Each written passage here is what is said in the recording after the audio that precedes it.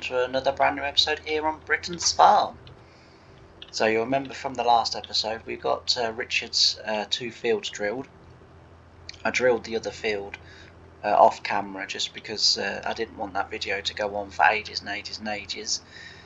I did just about get the rolling done before the rain started. I think I had like, I don't know, 2 or 3 breeds to do and the rain had started, but in real life there is a little window where when the rain starts and you're rolling, you do still get a little bit of time before the ground sort of becomes wet enough to pick up. So I did finish the rolling, just as I say, because at work that I would have been silly not to have finished the little bit that I had left, just to make sure that it was done. So I've done that. So we've got a busy episode this episode. We're taking back the Valtra that we took down to our farm from Richard's to get the forklift. It would have made more sense to have bought the forklift back from Richard's farm, but I had excuse me, I had another job to do. So with Richard's John Deere tractor that we were using for drilling, I came back to mine, fetched the rolls, and went back to Richard's, rolled his 3 fields, and then took the rolls back. Then took the tractor back, then got a lift back by Richard to take his other tractor back, this one, to bring our forklift back. So it's a little bit kind of all over the place, I guess, but as I say, we'll get it back. When we get into the forklift, we've got to drive down to the store, and we've got to pick up 2 IBCs of liquid fertilizer, and they're to go on to the back of the trailer with the seed, because the seed I decided to buy out of my own money. So the seed will come back to my farm, because we originally used my 2 seed bags in the first instant. But so busy day, and then we'll get back to the farm. We need to spray, and then once we've sprayed, we then need to get in another tractor, or I might even take the sprayer off the Massey Ferguson, back to the store, pick up the mower. We bought a new mower, I know. So in 1986, around about 1987, probably more 1987, I bought the out of, it would have been either Christmas money or birthday money, but either or, I bought the I think it was called the hay farming pack, I think, because Britons used to do packs. So you would spend probably, I don't know, 30 or 40 pounds, but for that 30 or 40 pounds you would get like a tractor, a baler, a rower, a mower, and you'd get like it'd be a proper pack. And I bought one, and it had a Vicon mower in the pack. Now I haven't been able to recreate that mower or find a mod that recreates that exact mower, so I've sort of gone for one that's near to what I had. I don't know why that's causing my game to lag. I've gone for one that's near to the one that I had. I remember at the same time, which again I think it might even have been the same visit to the toy shop. I can't quite remember. Alright, what we got going on here? Got peas going on here, haven't we? Yep, and they need fertilising. Okie dokie. And then these were beans, weren't they? This was a very awkward field to drill. I didn't enjoy drilling this one. Well, I guess in a way I did, because the challenge was quite good, because it was just really awkward. And to be fair, it doesn't look like I've done too bad a coverage, to be fair, does it? That was a nice planter, actually. But yeah, that's not too bad.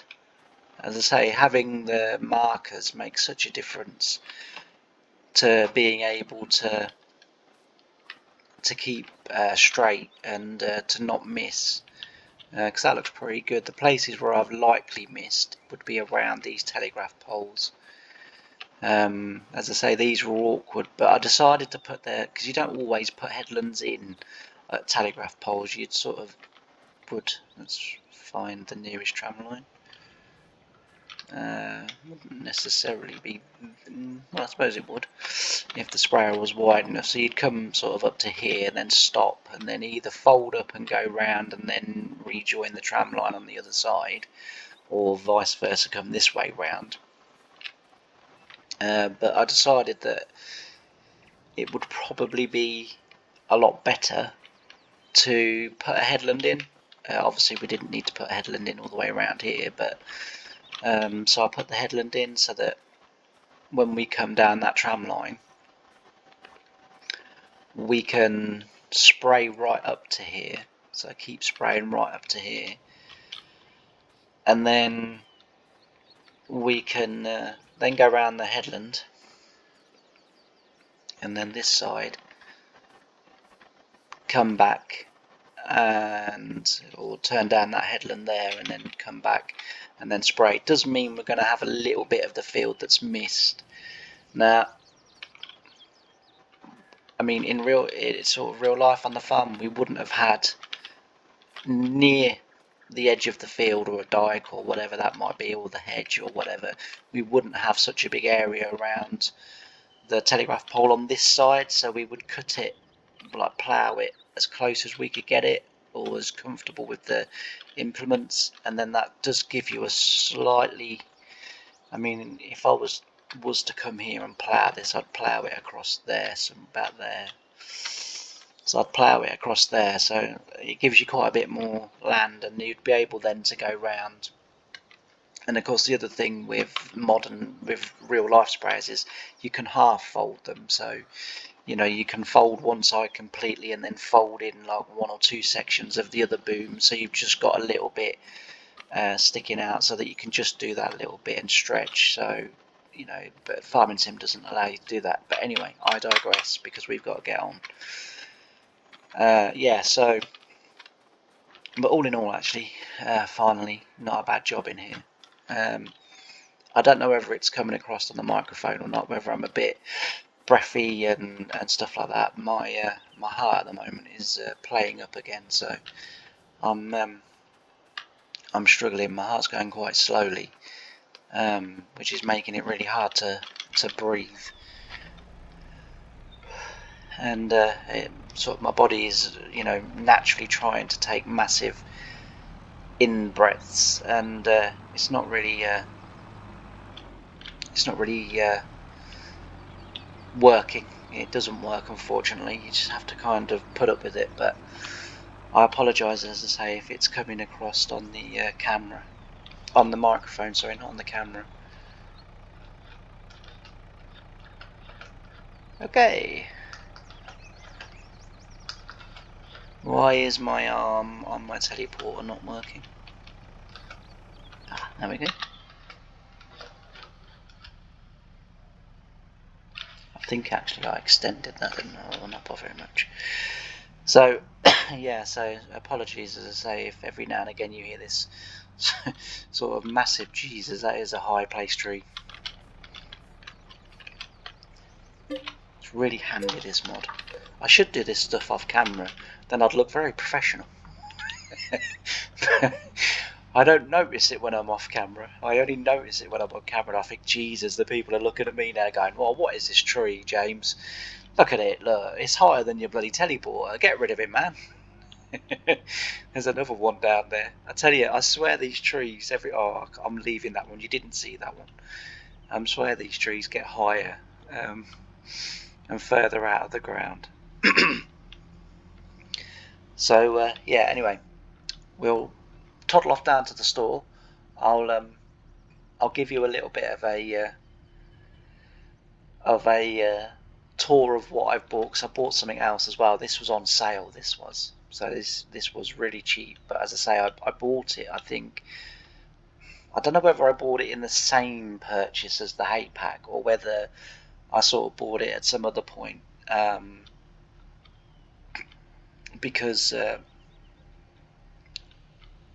to be fair, being the child of the family that sort of nearly died on many occasions, I did tend to get spoiled quite a lot. So if we went out and we went to a toy shop and I saw some Britons, it was like, please, and usually I got my own way, and I was given a toy, especially if I went out with my nan and granddad. Mum and dad not so much, because they couldn't always afford it, but my nan and granddad, if I went out with them, it would be like, oh nanny, can I have this? And it would be like, yeah, of course you can. And granddad would be like, oh no, we got it. Nan's going like, you leave him alone. so yeah, I'd be all right, but so it might have been bought at the same time, it might not have been, I can't really remember. Like I say, 1987 is a long time ago now, for this 42-year-old's brain to recall. But yeah, I'm not going to tell you what it is, but I made a little purchase just because it was on the sale pages on the store page. So it was heavily discounted, so I've paid sort of next to nothing for it.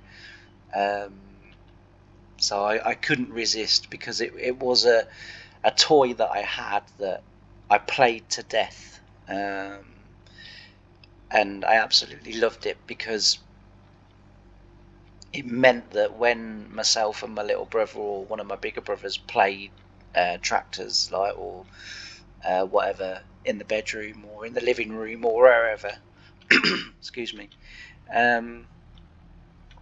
we could have one each, and it was brilliant. So a little clue, we've already got one on the farm.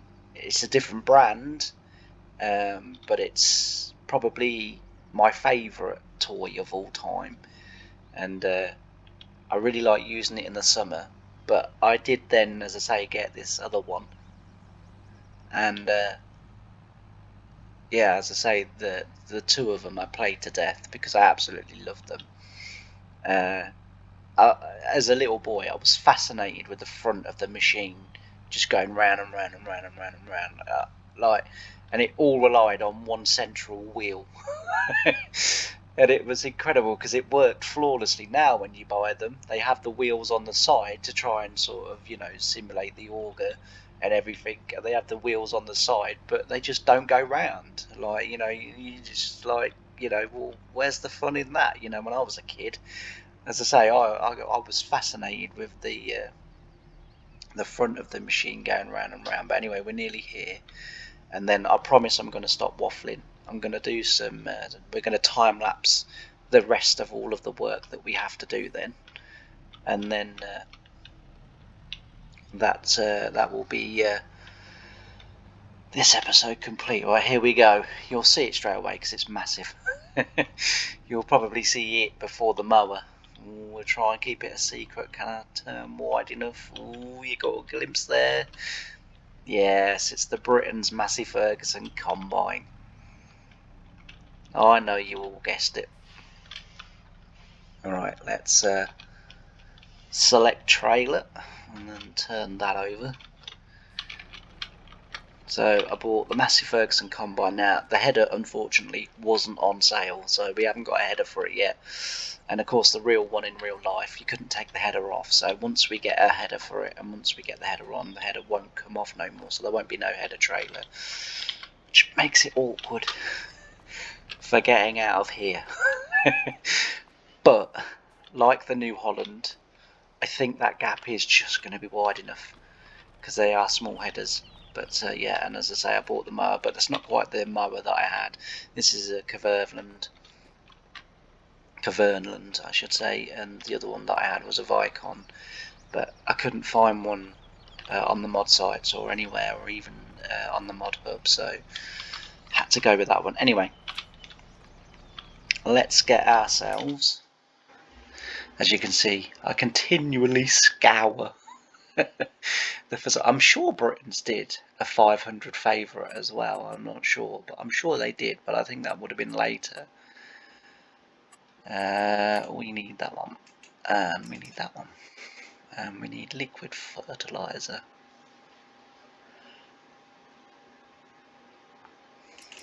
Both the same price, so I might as well get that one.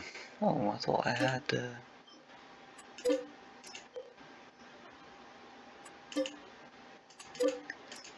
The mod where I could order thingy. Anyway, it doesn't matter. So we'll pick them up, put them on the trailer, and then we'll get back to the farm. But I'm going to leave you here. I'm going to give you some lovely music, and I will see you at the end when all the jobs are complete. So enjoy the music. Bye for now.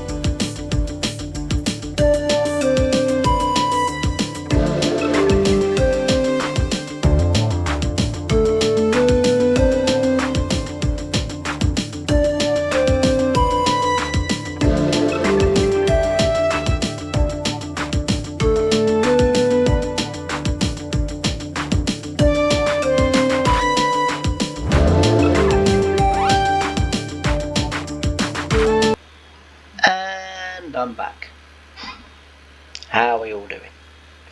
So as you can see, we've been fairly busy this episode.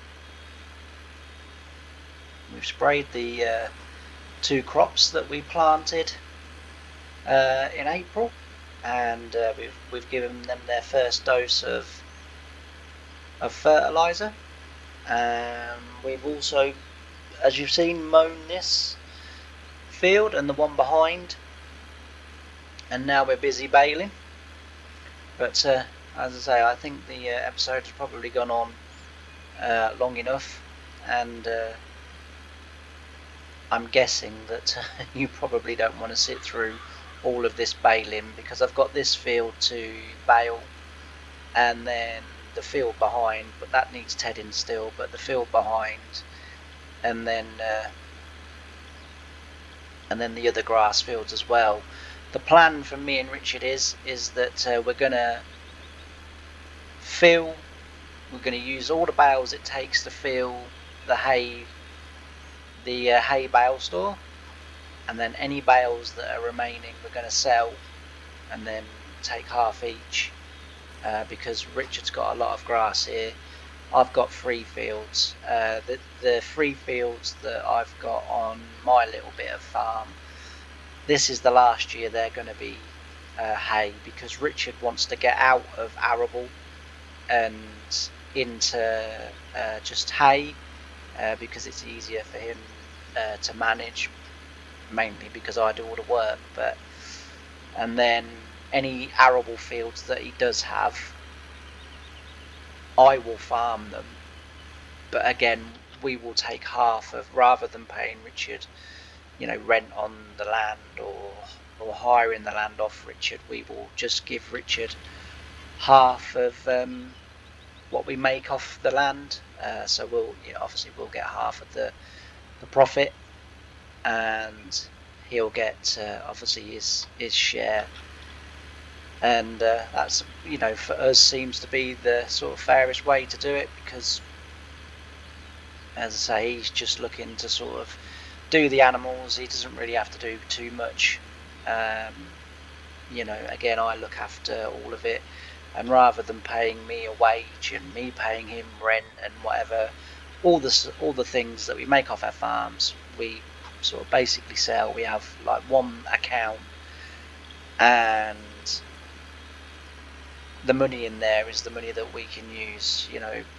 If I need some equipment for baling or hay or harvesting or whatever, then I'm sort of kind of okay to do that. If he wants money for anything that he may need in his little adventures that he gets up to, like forestry, which he just sort of kind of sprung upon me.